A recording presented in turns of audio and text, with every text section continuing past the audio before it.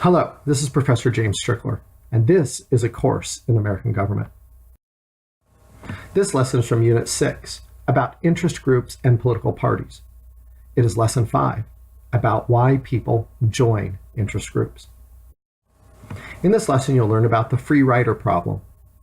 You'll also learn about personal coercion, social solidarity, common purposes, and selective benefits. Let's begin by discussing something called the free rider problem. Now, in this photo provided with the listing of this subject on this slide, you see a couple people hitching a ride on the back of a truck. The truck driver, I would think, doesn't know that they're there.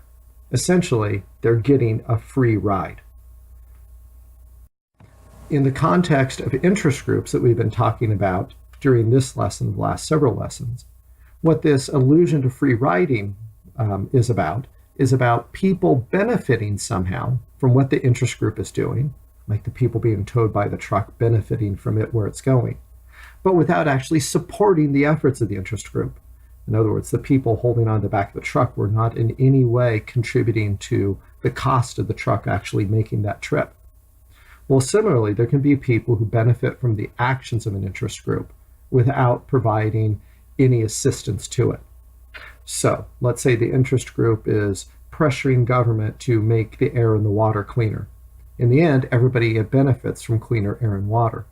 But maybe lots of those people that benefited never did anything to help the interest group achieve that end. Well, free riders are a very, very common problem for interest groups. That there's people out there benefiting from what the interest group is doing, but they're failing to support and assist the interest group. To try to overcome that problem of free riders, interest groups use a number of different methods to try to get people to join. We're going to look at 4 of those in this lesson. The first possible way that interest groups can persuade people to join is through personal coercion. By personal coercion, what we mean is the interest group essentially forces people to join whether they want to or not. One way that an interest group might do that is through actual physical violence.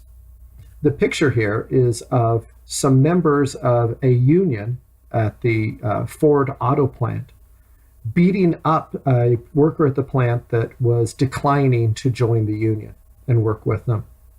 This was something that was common at one time in American history, that people who declined to join a particular group might be physically assaulted for not doing so. This would be done then so the worker would show up the next day and actually join the union.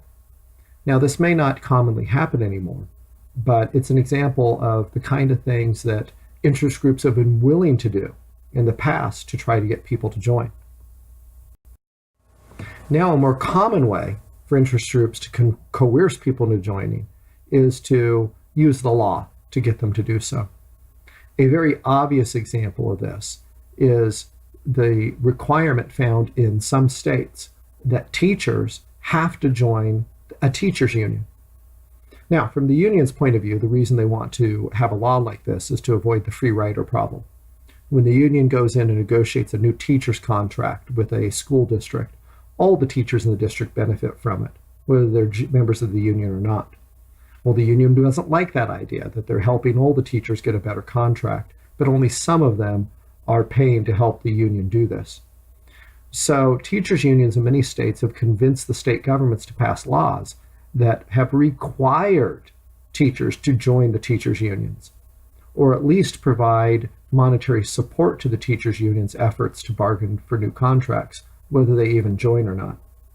This is a way of using the mechanism of government, the force of law, to require people to support the union who otherwise may not.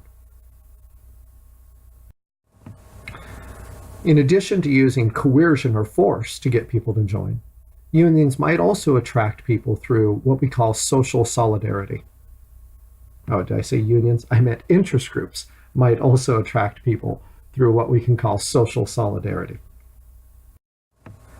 Social solidarity is when an interest group allows people to associate with others that have the same sorts of interests. So you go join an interest group not because you're being forced to, or not necessarily even because you support what the group is doing, but you go and join the interest group because you want to hang out with people who are like you and like the same stuff.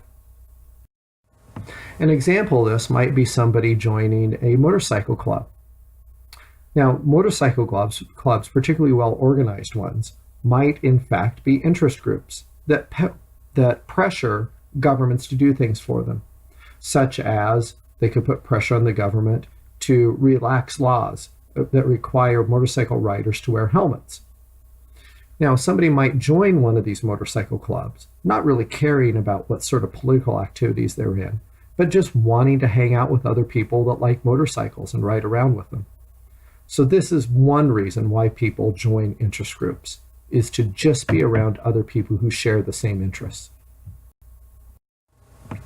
A third reason that somebody might join an interest group is because they have a common purpose with the other members of that group. So the person then joins the interest group because they have some sort of goal that they want to accomplish. And they believe that this interest group can help them work toward that goal, probably because the interest group shares that same goal. An example of this might be somebody who is concerned about the plight of whales out in the ocean.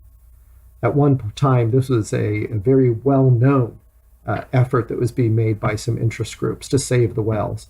It was so well known that it became almost cliche-ish as a description of what some interest groups do. But let's imagine that you sincerely are concerned about the whales and you want to do something to help them.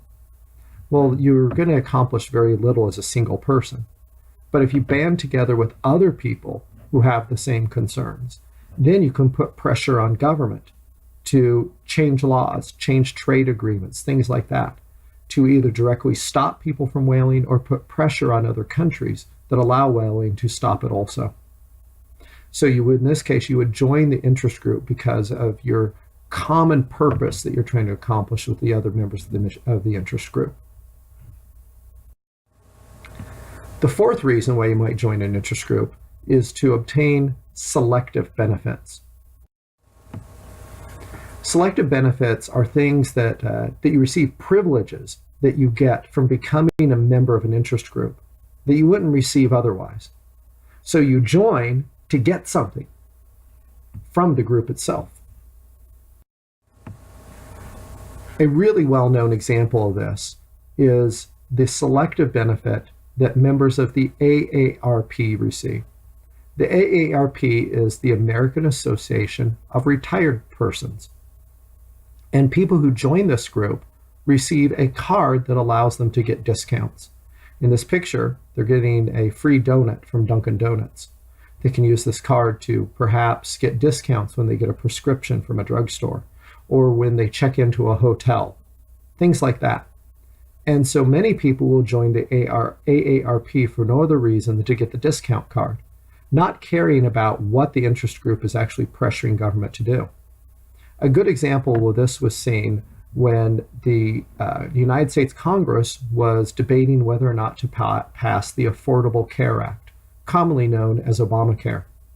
One of the biggest interest groups that was putting a great deal of pressure on Congress to pass Obamacare was the A.A.R.P. As an institution, it was a big supporter of this law. But surveys done among the members of the A.A.R.P. found that by and large, they despised the idea of Obamacare and opposed it.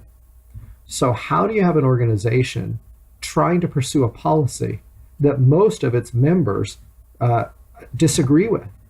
Well, the truth is, most of the members weren't aware of the A.A.R.P's position, or if they were aware, they didn't even care what its position was, because they didn't join the A.A.R.P to support its efforts in putting pressure on government. They joined the A.A.R.P to just get the discount card. So why would the group get people to join who don't even necessarily support their causes? Well, because then they've got the money coming in from the dues that those members pay. And also, they've got their numbers, their names on their records as members. So when they go in to talk to members of government, they can say, hey, we've got 2 million members, and this is what we want done, which puts additional pressure on the government to then give in and help them with what they want. Now let's review what we learned in this lesson. What is a free rider? Is it doing works without being paid for them? Is it a bonus for group members? Is it unrelated legislation? Or is it getting benefits without helping? A free rider gets benefits without helping. Teachers' union laws, in other words, laws that require people to join teachers' unions, are an example of what? Selective benefits, common purpose, personal coercion, or social solidarity. They're an example of personal coercion. In other words, the people are being forced to join a teachers' union, whether they want to or not.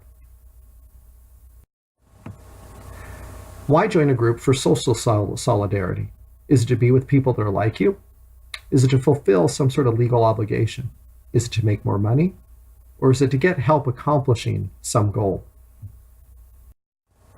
Social solidarity is about being with people like you. And this is one of the reasons that people might join an interest group.